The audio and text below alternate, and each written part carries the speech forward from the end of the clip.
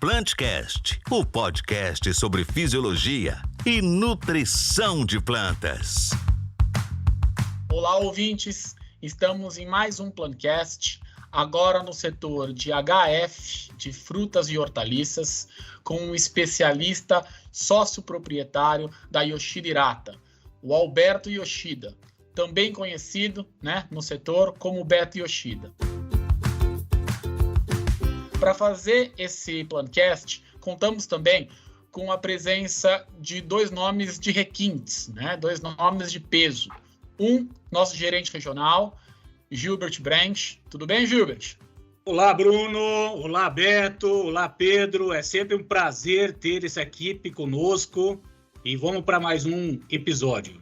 Legal, Gilbert. Tamo junto. E o Pedro Bosqueiro. Tudo bom, Pedro? Pedro, nosso RTV local. Tudo ótimo, Bruno. Como é que tá? Tudo bem? Olá, Beto. Olá, Gilbert. Prazer estar aqui com vocês. Legal, então. E também agora, com o nosso convidado principal, Beto Yoshida. Tudo bem, Beto? Tudo bem, Bruno. Tudo bem. Prazer muito grande ser convidado pela ICL para a gente fazer esse bate-papo aqui. Perfeito. Acho que o prazer é todo nosso aqui, Acho que a gente vai ser um bate-papo bem legal. Vamos ter aí bastante conversa, bastante coisa para poder conversar, e poder discutir aí durante esse período aí, durante esse time que a gente vai ter no nosso programa. Para começar, acho que a gente introduzir um pouco o Beto e todos os nossos ouvintes saberem um pouco quem que é o Beto. Beto, fala um pouquinho de você, um pouco da sua história e um pouco da Yoshida. Maravilha. Bom, primeiro, mais uma vez, obrigado pela oportunidade, e pelo convite de compartilhar nossa história, aqui com vocês, CL, nesse podcast. Bom, meu nome é Alberto Yoshida, eu sou um dos sócios proprietários da empresa Yoshida Hirata. Falando primeiro da empresa, é uma empresa familiar, eu sou da segunda geração. A nossa empresa nasceu em 1974, daqui 2-3 anos nós completamos 50 anos de atividade no segmento de distribuição de insumos agrícolas. Nós começamos aqui na região do Cinturão Verde, aqui no Alto Tietê, Biritiba Mirim, Mogi das Cruzes, e hoje nós temos 4 unidades, onde a gente participa do mercado desse eixo das hortaliças, do verde, das folhosas, próximo da capital. Nós temos como negócio a distribuição, nós não originamos, não comercializamos, nem produzimos, e fertilizante é um segmento importante para a gente. Nós trabalhamos com químicos, com semente, com fertilizantes, biológicos, etc. E fertilizantes com certeza faz parte desse universo que a gente vive aqui hoje. Eu sou formado em engenharia agronômica, Eu tive a oportunidade depois que meu pai faleceu, de assumir os negócios da família, os negócios da Yoshida. Para isso nós criamos uma boa governança corporativa da família e da empresa. Então hoje a gente tem as regras muito bem estabelecidas na nossa família e na nossa empresa.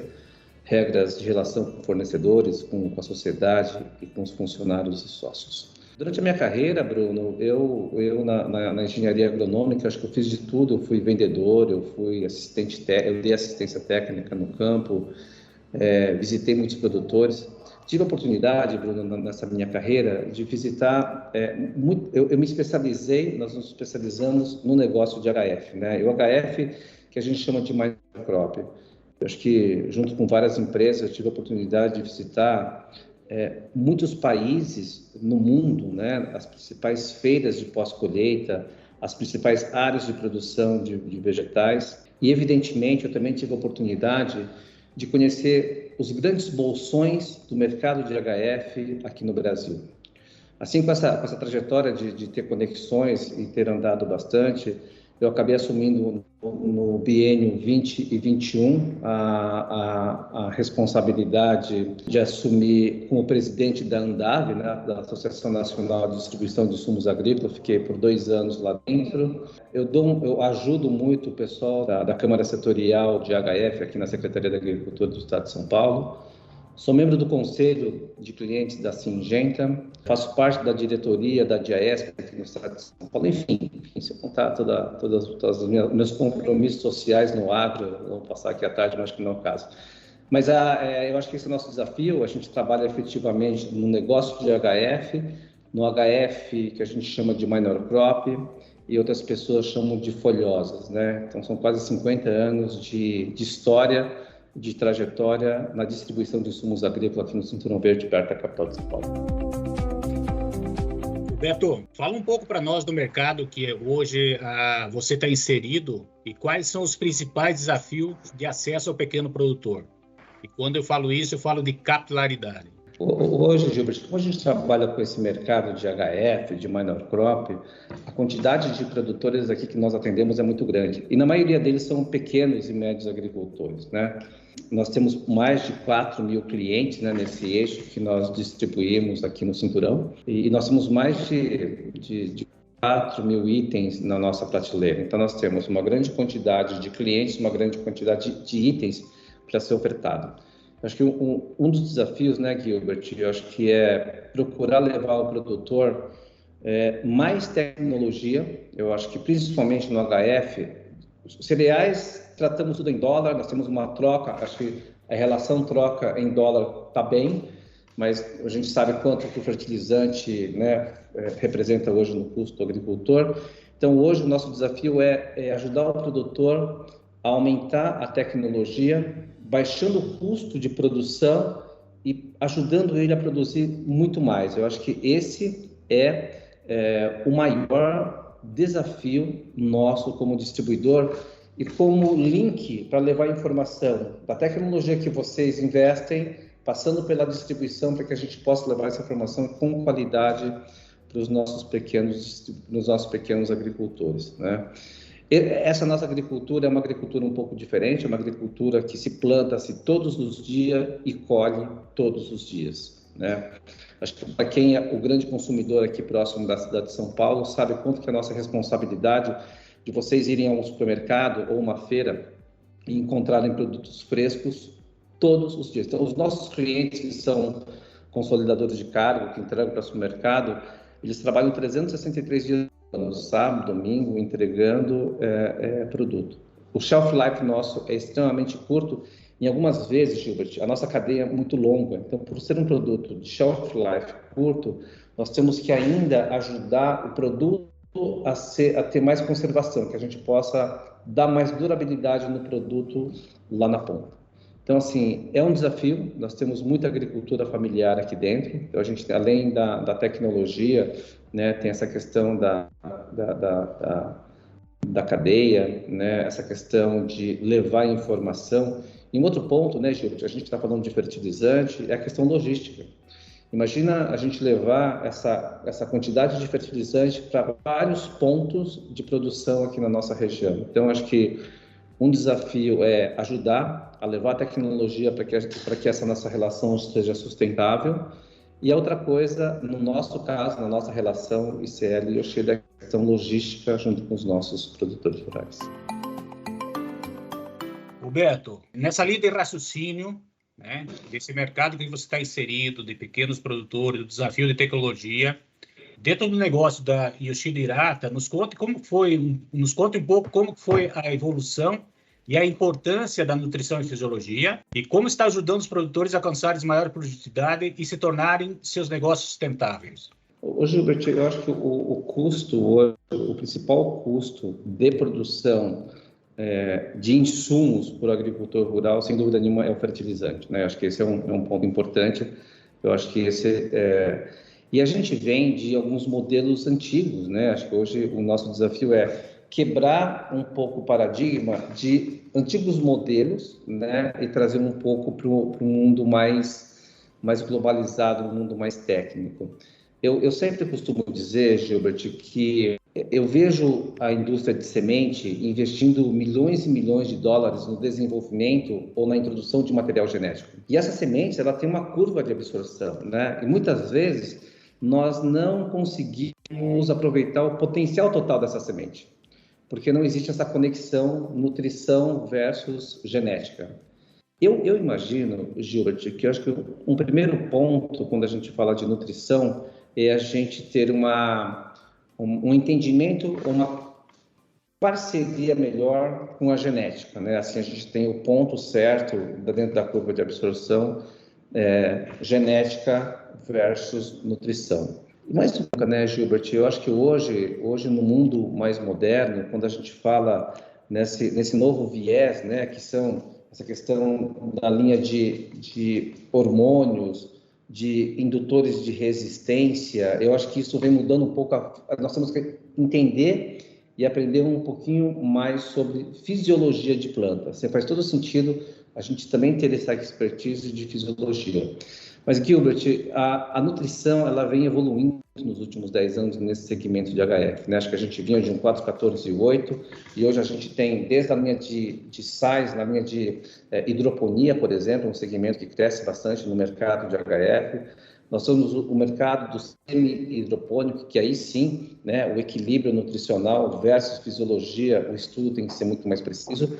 E o de campo, né, Gilbert, que é o nosso maior mercado, esse sim, eu acho que esse é o nosso maior desafio, não só levar a tecnologia, mas principalmente, eu acho que pura tecnologia no campo. Muitas vezes, Gilbert, o pessoal faz adubação na mão, né? Os pequenos agricultores fazem na mão e a gente recomenda 5 gramas de um produto por planta, mas às vezes cai 10, 15, 2, então a gente não tem uma uniformidade, né? Então eu acho que hoje, né, nós temos, por exemplo, a Jacto, por exemplo, vem investindo muito dinheiro para ajudar a potencializar a nossa tecnologia, né, Gilbert? Levar a tecnologia da nutrição de planta em quantidades certas. Eu acho que aí sim a gente consegue ajudar o produtor a ser eficiente com baixo custo, né? A série tem produtos espetaculares de alta tecnologia, mas muitas vezes ela não é melhor por uma ineficiência mecânica, né? Então acho que isso é um outro desafio que nós temos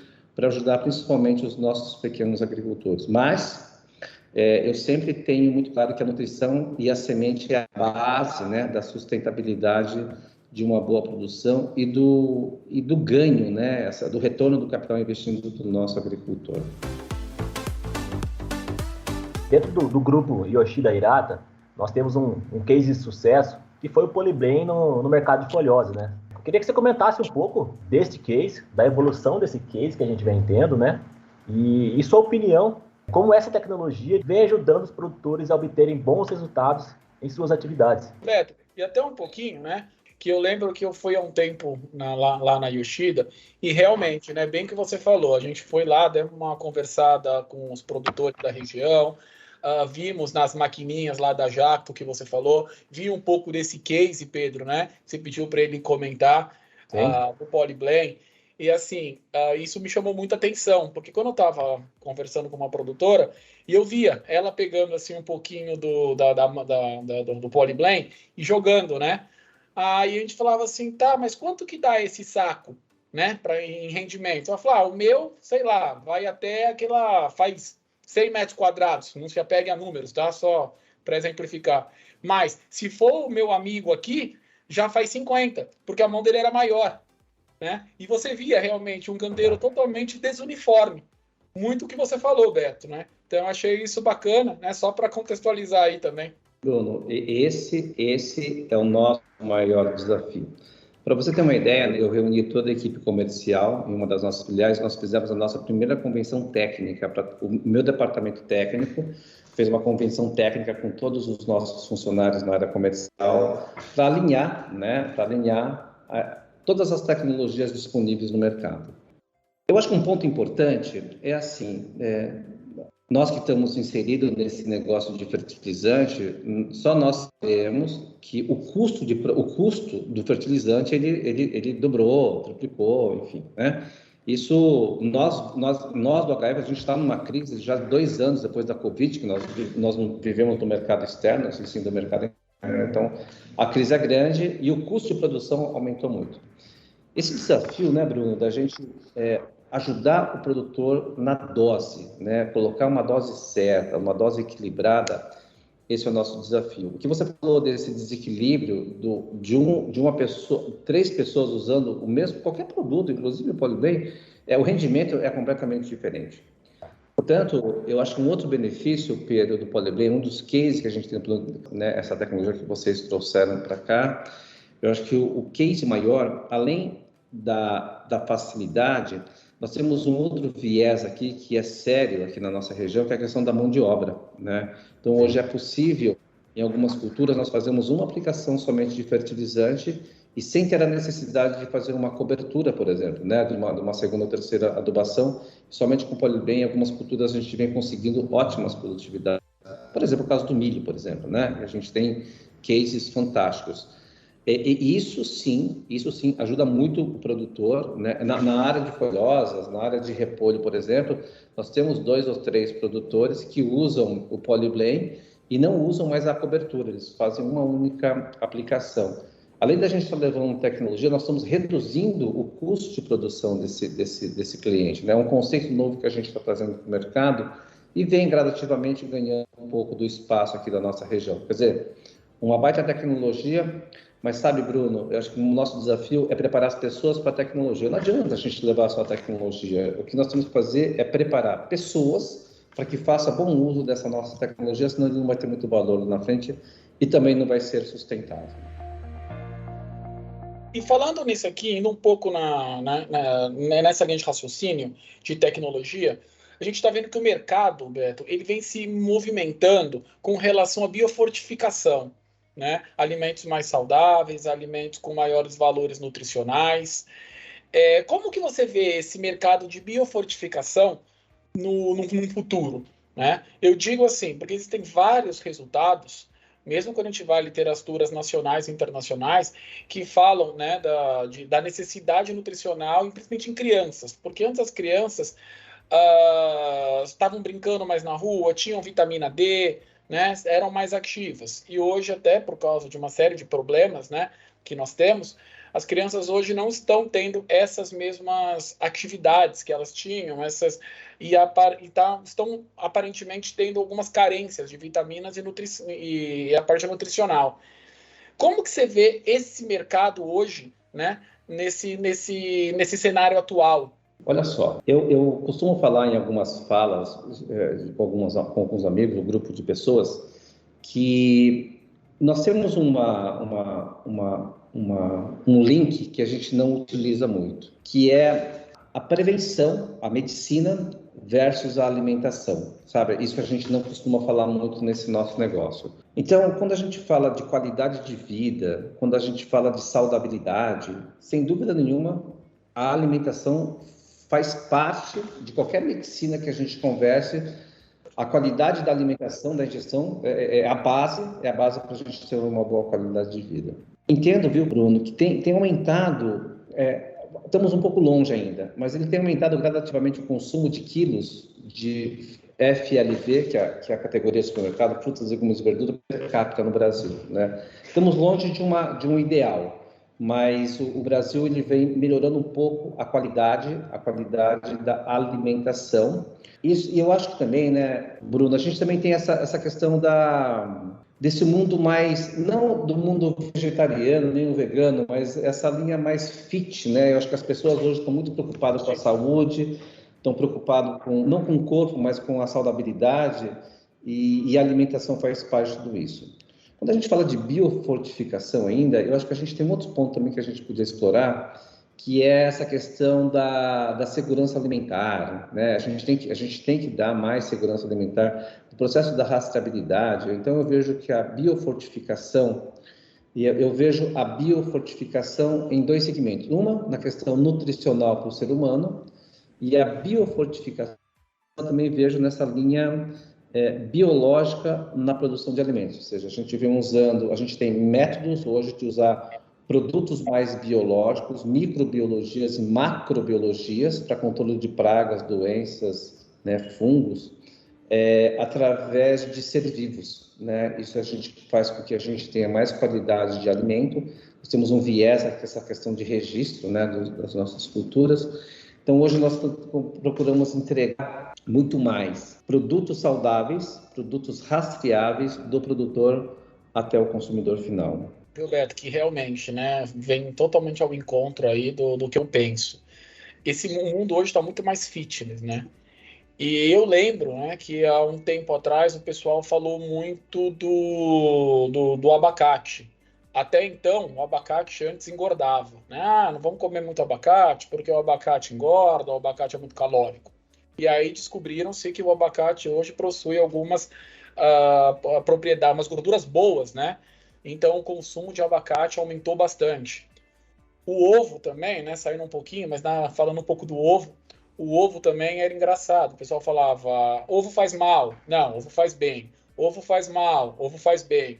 Agora parece que a gente está num consenso aí de que ovo faz muito bem. Hoje o mundo fitness, né, vive muito de ovo, né? Eu queria que você falasse um pouquinho, né, do que você vê nessas tendências e no mercado, essas tendências, como ela afeta o HF, né, na sua visão. Eu acho que depois que a gente começou a pandemia, a Covid, nesses 2 anos que nós passamos, algumas coisas mudaram, né? Inclusive no hábito do consumidor final. Se a gente fizer um estudo, né, eu acho que muitas pessoas voltaram a cozinhar em casa, por exemplo. Tem muita gente em casa que está fazendo... E eu acho que esse programa de Masterchef, essas coisas, tem estimulado as pessoas a irem para a cozinha e fazer seu próprio prato bem gourmet, né? Para vocês terem uma ideia, a evolução de temperos e ervas do mercado brasileiro, assim, aumentou muito o consumo de temperos e ervas, porque muitas pessoas estão cozinhando em casa e tem muitos masterchefs novos no Brasil, né, fazendo seu próprio e postando na internet ainda, né? Isso é muito bacana. Isso é legal, só um parênteses aqui. Isso é legal porque mesmo aqui em casa, né, a gente estimulou bastante assim o consumo mesmo de frutas e vegetais, até que eu tenho uma filha pequena, né? Então acabou. Então tem que sempre cozinhar melhor, dar alimentos mais frescos, e a própria parte do Masterchef também. Porque você acaba vendo isso e acaba, nossa, eu vou fazer uma coisa melhor, fazer uma coisa mais gourmetizada, né? Essa frase até essa palavra virou bastante moda agora, essa parte de gourmetizar. Mas até mesmo um ovo que você ia cozinhar, agora você não quer cozinhar só um ovo, né? Você quer colocar um pouquinho mais, uma outra erva ali, uma outra, né? Então isso aí eu vejo assim com muito bons olhos também. Voltando agora ao cenário atual, né? Nós estamos passando por uma restrição bastante grande devido às guerras que estão acontecendo, assim. Qual a sua visão e o que o produtor deve esperar com relação ao fornecimento de fertilizantes no mercado agrícola diante desse cenário da guerra entre Rússia e Ucrânia? Gilbert, eu dei uma entrevista agora de manhã para a Rede Globo local aqui falando exatamente sobre esse tema, né? Eu imagino que a guerra, né, infelizmente, vai trazer algumas consequências dolorosas para a gente logo em seguida. Eu imagino, Gil, vocês estão mais no mercado do que eu, mas eu aqui perto dos produtores rurais, eu penso assim, para esse primeiro semestre, eu acho que nada acontece. Eu acho que nós temos fertilizantes, o pessoal da safrinha já está com os adubos em casa, porque o maior negócio do agronegócio ainda são os cereais. Esse pessoal já está estabelecido, você já deve ter matéria-prima suficiente, as indústrias para atender a safrinha. A minha preocupação é a safra, que é mais no final do ano, né? Com essa questão, nem tanto de abastecimento, né? Mas essa questão mais logística, né? O Mar Negro, ele tá com os portos comprometidos nesse momento por causa da guerra, né? Eu sou importador da Letônia, por exemplo, eu já estou com problema de trazer produto da Letônia. Para você ter uma ideia, quando o canal de Suez, o navio japonês encalhou 3, 4 dias, foi o caos logístico no mundo. Imagina, né, Brunão? O aeroporto de Guarulhos parar 4 dias, né? Imagina o caos que não vira, né, essa malha logística. Então, eu imagino que o abastecimento, na minha opinião, ele está mais voltado para o segundo semestre do que para o primeiro semestre. Uma coisa, sabe, Gilbert, que a gente tem que deixar é orientar os produtores. Eu acho que nós temos um problema da síndrome do pânico, sabe? Tem muito produtor, assim, saem umas notícias ruins na mídia, talvez não ruins, mas talvez a interpretação das informações não são boas. Por exemplo, o nosso concorrente Yara. Saiu lá outro dia que caiu um míssil na Yara e destruiu a Yara lá na Ucrânia. Mentira, é verdade, a bomba caiu no escritório em Kiev da Yara, mas a fábrica continua intacta. Aí sai uma reportagem que a Rússia não vai mais fornecer exportação de fertilizante. Eu acho que sim, mas para a Europa. Mas o Brasil mantém a relação comercial, ainda mantém. Eu acho, Gilbert, na minha opinião, o Brasil hoje ele é responsável em alimentar o mundo. Grande parte do mundo depende do Brasil. Eu acho que ninguém é irresponsável o suficiente de deixar o Brasil sem produzir, senão isso é o caos para o mundo, né? Então, na minha opinião, eu acho que forças maiores vão interceder e não vai permitir que o Brasil deixe de produzir, porque nós estamos aumentando as nossas áreas, nós estamos aumentando a produtividade, batendo recorde de todos os anos, o fertilizante faz parte dos recordes que nós estamos vivendo. O Brasil ainda cresce 2 dígitos em território nacional, todos os anos crescendo territorialmente. Quer dizer, seria uma irresponsabilidade internacional deixar de fornecer fertilizantes para o Brasil com a possibilidade de faltar alimento no mundo. Portanto, falando, né, nós temos, assim, o Brasil é responsável, nós temos uma dependência muito grande de matérias-primas, né? Vocês sabem disso, de quanto a gente depende de outros países. Eu acho que o nosso desejo é que a guerra dê uma maneirada ou dê uma enfraquecida para que a gente volte, talvez, em ritmo normal, porque acho que agora o caos, na minha opinião, agora a Europa começa a produção, né, Gilbert? Agora começa o verão da Europa e o nosso inverno. Então, acho que o maior problema não é nem nosso, o maior problema agora está no hemisfério norte, onde eles começam os plantios agora. Imagina agora a gente ainda consegue se programar, a gente ainda tem uns 4, 5 meses para se programar, né? Então, a ministra está hoje lá no Canadá, né, tentando buscar mais fornecedores para diminuir a dependência com a Rússia. Mas eu acho, viu, Gilbert, que o agronegócio não vai parar. Eu tenho certeza que a gente vai achar meios e soluções para que a gente forneça fertilizante, para que a gente não deixe faltar alimento no Brasil e no mundo. Muito do que você vem falando, Beto, com o que vem acontecendo com o mercado de fertilizantes, envolvendo a guerra e nesse cenário, eu gostaria de saber que você comentasse qual que é a estratégia do grupo Yoshida Hirata que vocês vêm adotando diante desse cenário. A nossa dinâmica de negócio é um pouco diferente dos cereais. A nossa dinâmica é um pouco diferente. Por exemplo, nos cereais, eles têm 2 compras ao ano, basicamente, de fertilizante e de outros insumos. No mercado de HF, nesse mercado que nós trabalhamos, o consumo é diário, ele não é 2 vezes por ano, não é o índice de sazonalidade nosso ele é constante de janeiro a dezembro. O nosso desafio, Bruno, é procurar atender os produtores, né? A nossa convenção técnica foi exatamente isso. Caso falte uma formulação, a gente trazer uma solução paliativa, né? Nós conseguimos receber um pouco de Polyblend, substituir também. Então, hoje nós temos, para cada segmento de plantio, de cobertura, etc., nós temos hoje possibilidade de substituição, né? Faltam os produtos? Sim, falta pontualmente. Eu acho que já o mercado deve normalizar. A minha preocupação, de novo, é com o segundo semestre, mas eu acho que a nossa estratégia, viu, Pedro, é de atender o agricultor da melhor forma possível e muitas vezes até mudando de tecnologia com os fertilizantes disponíveis hoje no mercado. Eu acho que o que nós temos que fazer é auxiliar os nossos clientes, os nossos produtores, para que eles possam ter uma boa produtividade com soluções paliativas. Aproveitando um pouco do início do nosso bate-papo, da nossa conversa, assim, você citou um crescimento aí do consumo por parte da população brasileira em frutas e vegetais, né? Nós estamos num período de retomada da economia brasileira. E a gente é ciente, nós sabemos que o mercado de HF sofreu muito nesse período de pandemia, né? Qual a sua visão sobre o mercado de HF nesse ano de 22? Qual a tua expectativa? Gilbert, se a gente voltar 2 anos atrás, março, abril de 2020, quando começou o início da pandemia, eu confesso para você que assim, foram momentos muito, muito diferentes que a gente vive nesses últimos 50 anos. Imagina um grupo de produtores rurais, estou falando de vários produtores rurais, eles amanhecem sem cliente.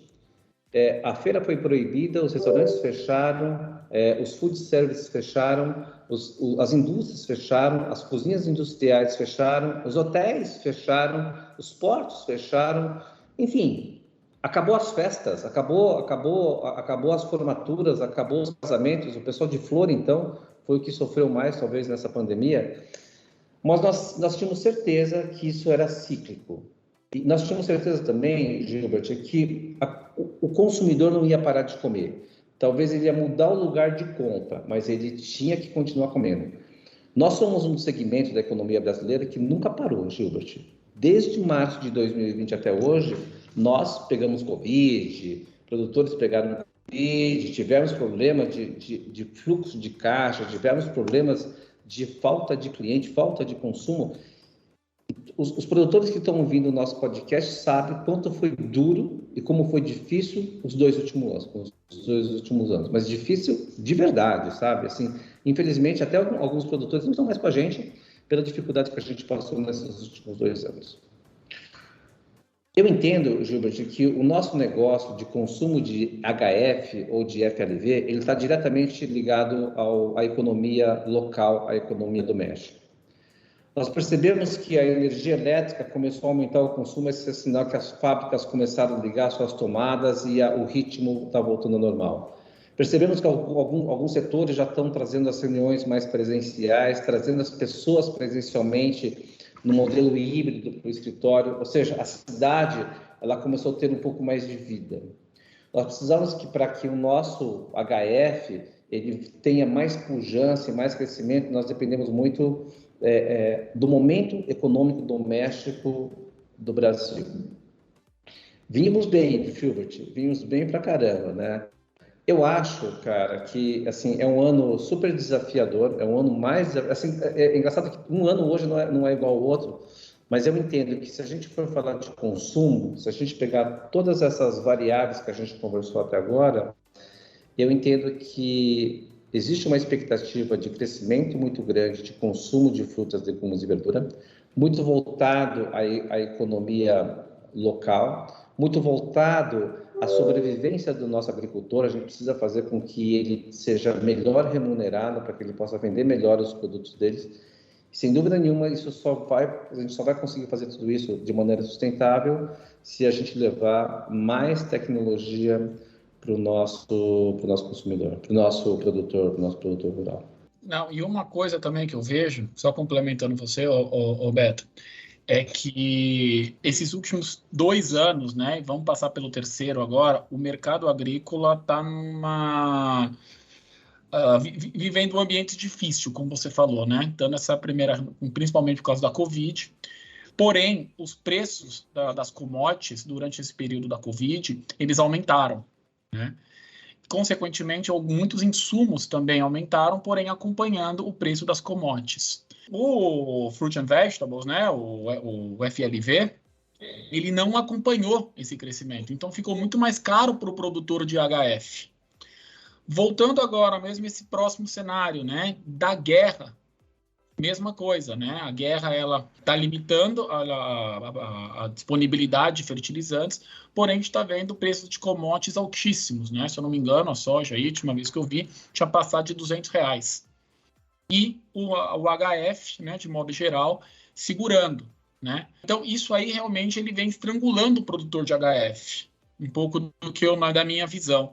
Queria que você comentasse um pouquinho disso. O que você está vendo dentro desse mercado, como que está a saúde financeira do que você está vendo aí do produtor de HF, né?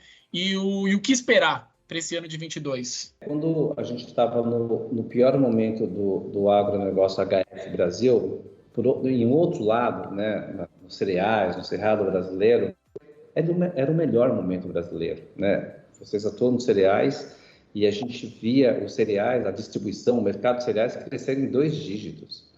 A relação de troca, adubo versus soja, nunca teve no melhor momento, né? Quando o dólar estava lá a 5,70, 5,80, né? Eu acho que esse foi um dos melhores momentos na relação troca, né? Adubo com cereais. E nesse exato momento, Bruno, nós do HF, né? Com esse aumento de câmbio, para nós, foi exatamente ao contrário. Não sei se vocês lembram, a gente teve um problema, por exemplo, na falta de embalagem, papelão, plástico, né? Não sei, acho que vocês, não sei se vocês passaram por isso, né? Sim, bastante. E nós precisamos de plástico, nós precisamos de embalagem. O frete, a energia elétrica, existem alguns custos adicionais, né? O diesel que é usado para geradores, para motor, para irrigação, os próprios caminhões que fazem o deslocamento, os tratores que aram e gradeiam a propriedade rural, assim, subiu muito, né? E o valor, Bruno, do produto FLV, ele não mexeu, ele está 2 anos congelado e os nossos custos, eles elevaram. E já em contrapartida, olhando os meus amigos do mercado da distribuição de cereais, felizes e crescendo, os produtores também crescendo. Então era um paradoxo que a gente vivia. De um lado aqui a gente sofrendo muito e do outro lado do Brasil, né, é muito engraçado o Brasil como é, né? Mas Bruno, eu acho que assim, fez com que nesses 2 anos os sobreviventes hoje são aqueles caras que tiveram assim um pouco mais de gestão, pé no chão, investimentos calculados, pessoas que tinham um pouco mais de lastro, sabe? Pessoas que entenderam que tecnologia começou a fazer sentido. Alguns produtores começaram a fazer mais contas, sabe? Gestão, fluxo de caixa, despesa. Isso fez com que mudasse, eu acho, a maneira do produtor rural também, né? Trabalhar nos últimos anos. Eu entendo, viu, Pedro, que a gente vive numa economia de escala, sabe? Assim, independentemente, por mais commodity, os nossos ainda não são commodity, mas por mais commodity que sejam as coisas, eu acho que a escala começa a fazer um pouco de diferença. Então, eu acho que talvez uma das maneiras de viabilizar o nosso negócio também também ir para a escala. Hoje, os grandes produtores que têm a entrega, que consolida a carga, que faz entrega para o grande varejo, são pessoas parceiraças nossas que compram de pequenos agricultores, por exemplo, né? Então, acho que a gente tem que trabalhar mesmo grande, principalmente com os pequenos produtores. Mas, Pedro, eu sou um cara extremamente otimista, muito otimista, sempre fui muito otimista, e eu tenho certeza que 2022, 2023 vai ser o ano do HF, né? O ano passado, em 2021, a FAO e a ONU nomeou o ano de consumo de frutas, legumes e hortaliças no mundo, sabe? Então, assim, a gente vê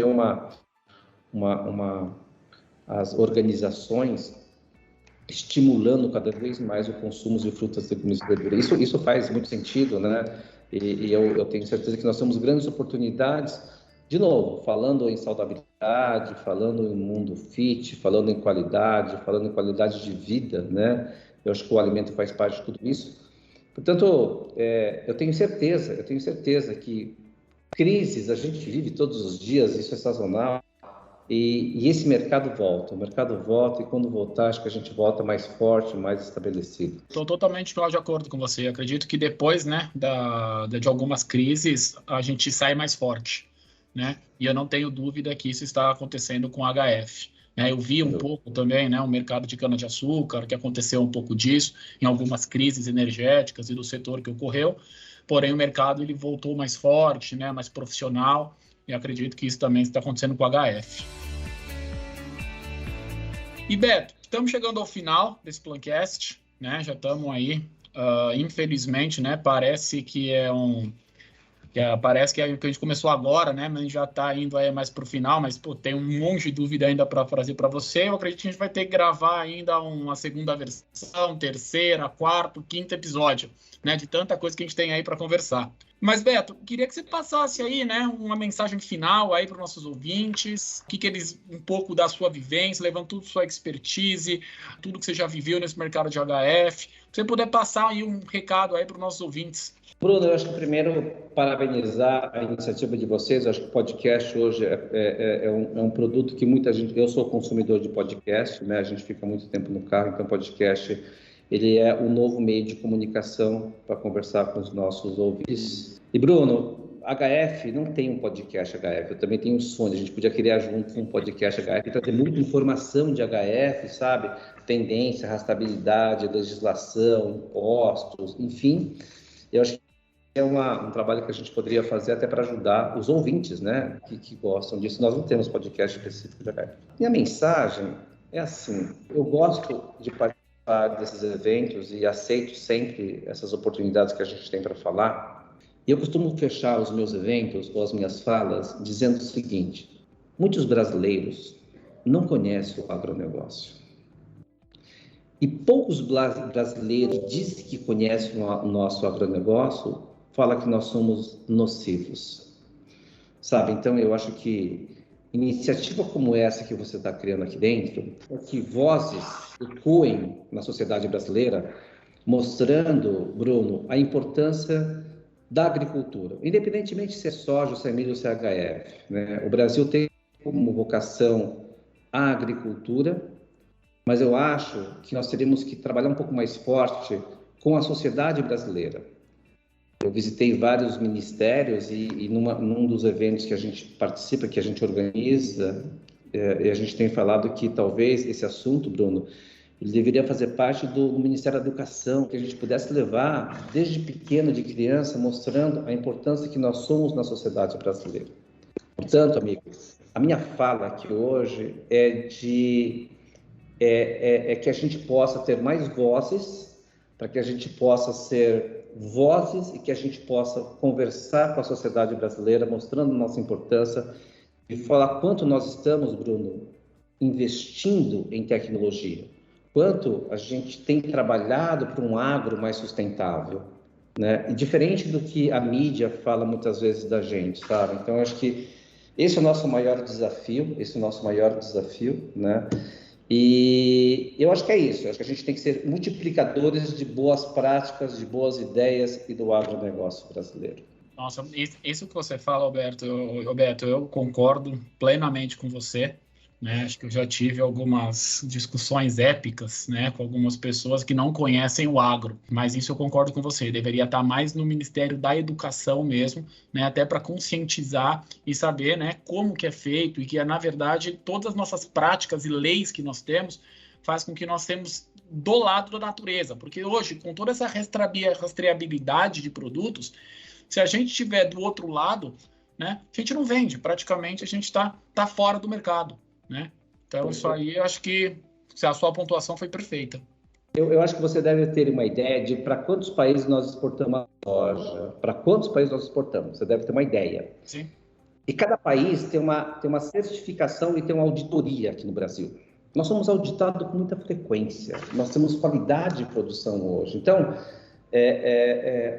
eu acho que o Brasil é um dos países que é muito mais auditado que qualquer outro país do mundo, porque nós somos um dos maiores exportadores de carne, de peixe, de frango, de soja, de café e assim por diante. Então, o Brasil é um país agrícola com muitas boas práticas. Eu acho que isso é um recado que a gente tem que passar para uma sociedade. Perfeito. Gente, infelizmente terminamos o nosso episódio. Precisamos fazer, com certeza, mais um bate-papo com o Beto. Acho que a gente fica aqui, né, fazer quase um workshop com ele, né? Mas queria agradecer todo mundo aí que ouviu, né? E pode ter certeza que vai ter mais, tá bom? Obrigado, Gilbert. Obrigado, Bruno. Obrigado, Beto, por essa oportunidade. Obrigado, Pedro. Opa, Brunão, eu que agradeço aí, foi um prazer ter conversado com vocês. Obrigado, gente. Eu espero ter atendido a expectativa de vocês, né? E a gente fica super à disposição para que a gente traga temas bons, né? Para que a gente possa conversar nesse podcast que vocês estão criando. Parabéns, cara. Parabéns. Não, legal. E com certeza vamos tirar isso do papel, hein? Vamos fazer esse podcast para o HF. Maravilha, Bruno. Um abraço, gente. Um abraço, gente. Tchau, Abraço. tchau. O Plantcast é uma produção da ICL. Impacto para um futuro sustentável.